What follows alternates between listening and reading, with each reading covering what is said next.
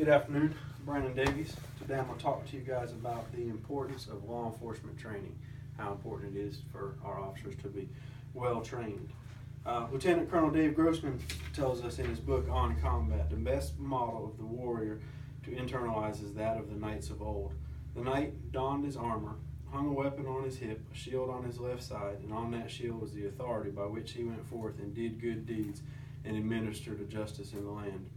Eventually, gunpowder defeated armor, and knights went away. Today, for the first time in centuries, these warriors don armor every day, hang a weapon on their hip, a shield on their left side.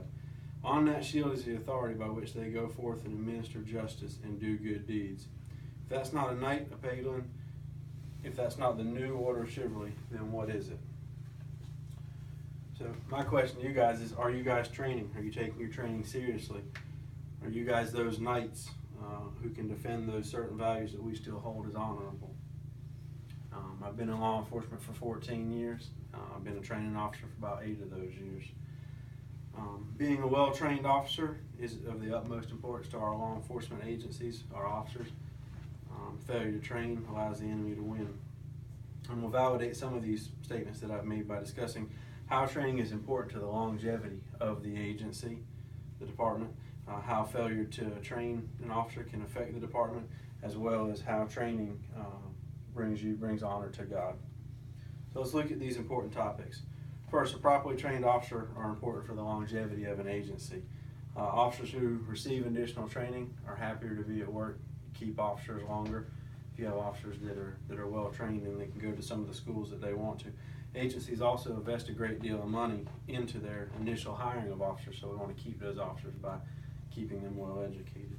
Also, well-trained officers help agencies pursue advanced certifications such as CALEA, the Commission for the Accredited Law Enforcement Agency. You got to have some training for your officers to go along with CALEA. So that brings me to my second point. Failure to train can be costly for departments in the long run. By having officers who are not properly trained, the department opens themselves up for lawsuits for failure to train. Those cost agencies millions of dollars each time one of those lawsuits is brought against an agency. And lawsuits can range from excessive force, false arrest, police corruption, and those issues that can be resolved through various types of training, through proper law enforcement training.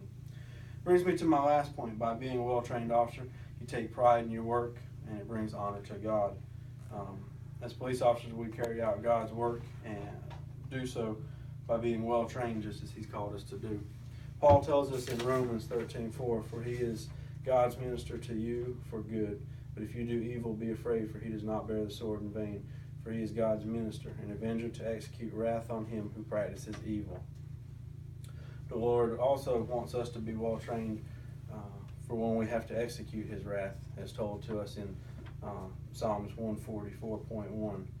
"Blessed is the Lord my rock, who trains my hands for war and my fingers for battle."